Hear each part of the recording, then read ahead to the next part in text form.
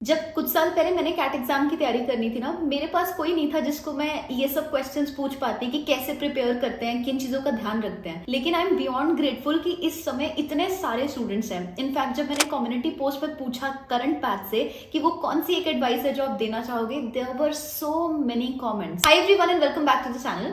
ये जो पोस्ट मैंने आपको दिखाई है ना, इसमें जिसने भी जो पॉइंट्स लिखे उनको पढ़ने के बाद मैंने उनको 5 कैटेगरीज में डिवाइड किया। These are the 5 things that you should definitely take care of before beginning your CAT preparation. इसमें point number 1 is to start early. तो मैंने इन सारे कमेंट्स को एक वर्ड क्लाउड जनरेटर में डाला टू चेक कि सबसे ज्यादा ऑफन कौन सा वर्ड रिपीट हो रहा है। And you'll be surprise to know कि ये वाली एडवाइस एकदम स्टैंड आउट होके आ रही थी, which is to start your preparation early. In fact अगर मुझे वो सारे के सारे कमेंट्स दिखाने हो जहां लोगों ने ये एडवाइस दी है, you can pause and read every single comment and you will realise the importance of starting early. Now the question arises, कितना जल्दी, like what is that number. इसका वैसे तो कोई स्टैंडर्ड आंसर नहीं होता है, because it entirely depends on कि आप कहां पे अभी स्टैंड कर रहे हो, विच इज वाई आप अभी, चाहे आप किसी भी ईयर में हो, एक कैट का मॉक जरूर लो या एक पास्ट ईयर पेपर को सॉल्व करके देखो। That will help you understand कि आपको कितनी मेहनत रिक्वायर्ड है and basis that you can start. लेकिन based on my experience as well as ये मैंने बहुत सारे लोगों से सुना है कि अगर आप कोचिंग लेने वाले हो तो जनवरी के मंथ से पहले कोचिंग मत लेना। जो वो बैच होते हैं ना, वो बहुत ज्यादा लंबे होते हैं, उनमें सिलेबस बहुत धीरे धीरे कवर होता है, तो लोग जनरली बर्न आउट हो जाते हैं इतने बड़े बैच में। तो अगर कोचिंग लेनी हो तो जनवरी में लेना, और उससे पहले जितनी जल्दी आप स्टार्ट करोगे उतना बेटर है। Just start preparing slowly and steadily, थोड़ा थोड़ा आप रोज कवर करो तो ऑटोमेटिकली आप एक अच्छे लेवल तक पहुंच जाओगे till the month of Jan. The second piece of advice that was given was consistency. So many people said that consistency is the key to cracking this exam. In fact, when you read on the screen, you'll realize कि कितने सारे लोगों को ऐसा लगा कि consistency के बिना आप इस एग्जाम को क्रैक नहीं कर सकते। कंसिस्टेंट रहने का मतलब कि आप हर दिन चाहे थोड़ा करो, लेकिन आप करो जरूर। कंसिस्टेंसी की जरूरत हमें हमारे लो फेजेस में पड़ती है, जब लेट से हम लेजी फील कर रहे हैं या फिर कि हमारे मार्क्स अच्छे नहीं आ रहे होते।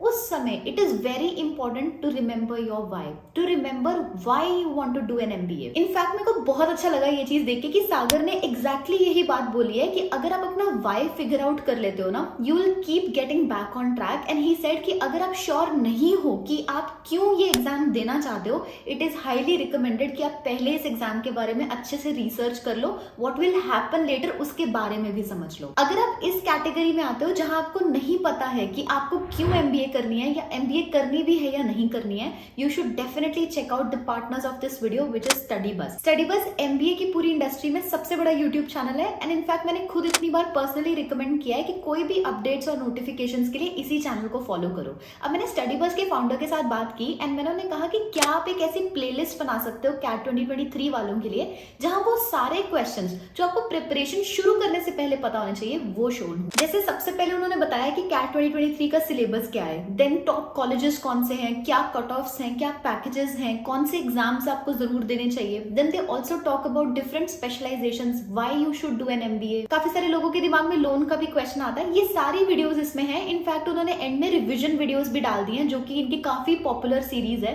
सारा सिलेबस कवर करने के लिए एंड में जो आपको वीडियोस चाहिए होती हैं वो भी यहाँ पे मिल जाएंगी। इस प्लेलिस्ट का लिंक मैं डिस्क्रिप्शन और पिन कमेंट में तो ऐड कर ही दूंगी, but I would also say कि आप चैनल को डायरेक्टली भी सब्सक्राइब कर सकते हो, बिकॉज उससे आपको नोटिफिकेशंस आती रहेंगी जब भी कोई इंपॉर्टेंट कॉलेज की अनाउंसमेंट होगी या कोई फॉर्म आएगा। लेकिन इट इज वेरी इंपॉर्टेंट कि ये वीडियोस एक बार देख लेना, because then you will definitely know what is the reason why you want to do an MBA. And please don't lie to yourself, वो रीजन कुछ भी हो सकता है। इनफैक्ट आप ये कमेंट पढ़ो, किसी ने बोला है कि वो 20 लाख जो आपको पैकेज मिलता है वो मेरी मोटिवेशन है। It is absolutely fine. In fact अगर मैं आपको अपना एमबीए करने का रीजन बताऊं, आप हंसोगे कि इतना स्टूपिड रीजन था कि क्योंकि मुझे एक कॉलेज था एसआरसीसी, वहां पे एडमिशन नहीं मिला ग्रेजुएशन करने के लिए, तो मैंने ये ठान लिया कि मुझे इंडिया के बेस्ट एमबीए कॉलेज में एडमिशन चाहिए। ये मेरा रीजन था। It doesn't matter, this is not the reason जो आपको इंटरव्यू में बताना है, this is only the reason जो आपको बार बार उठाएगा एवरी टाइम यू फील कि मुझे क्यों एमबीए करनी है एंड हेंस मुझे क्यों कैट के लिए प्रिपेयर करना है। The third advice was covering your syllabus. A lot of people talked about about covering your syllabus in time, and उसका एक बहुत अच्छा रीजन है जो नितेश के कमेंट ने कवर किया है, विच इज कि most of the coaching institutes आपका सिलेबस टाइमली खत्म नहीं करवाते। जैसे मेरे खुद के एग्जांपल में, मैंने जो कोचिंग इंस्टीट्यूट ज्वाइन किया था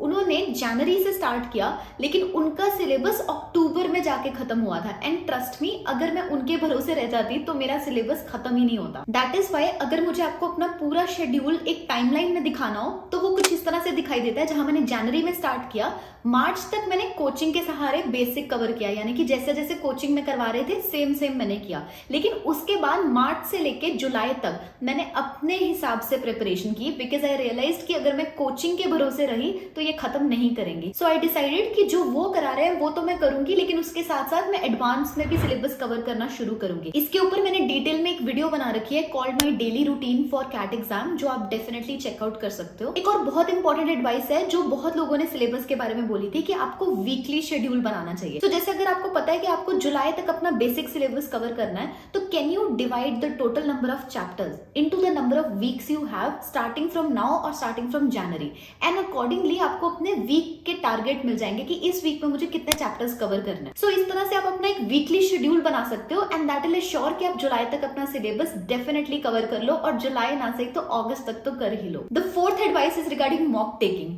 आप सरप्राइज हो जाओगे देखिए कि कितने सारे लोगों ने अभी मॉक्स के बारे में बात की है, क्योंकि करंटली इस स्टेज में most of the CAT aspirants are thinking about mocks, और उसका कारण ये है क्योंकि now they are realizing that they should have started taking the mocks early on itself. Generally लोग मॉक शुरू में दो कारण से नहीं लेते हैं। सबसे पहला, उनको ये नहीं पता होता कि अभी मॉक लेने का फायदा क्या है, और दूसरी चीज, उनको डर लगता है कि अगर उनके मार्क्स कम आएंगे तो क्या होगा। तो सबसे पहली चीज को एड्रेस करते हैं। मॉक्स अभी लेने का सबसे बड़ा फायदा ये होता है कि आप उनसे फेमिलियराइज हो जाते हो। इनफैक्ट ये कमेंट पढ़ो, इसमें सुवर्णा ने वही बात बोली है कि अगर आप अभी से 2 घंटे बैठने की प्रैक्टिस करोगे तब जाके आपका फाइनल में वो कंफर्ट लेवल बन पाएगा।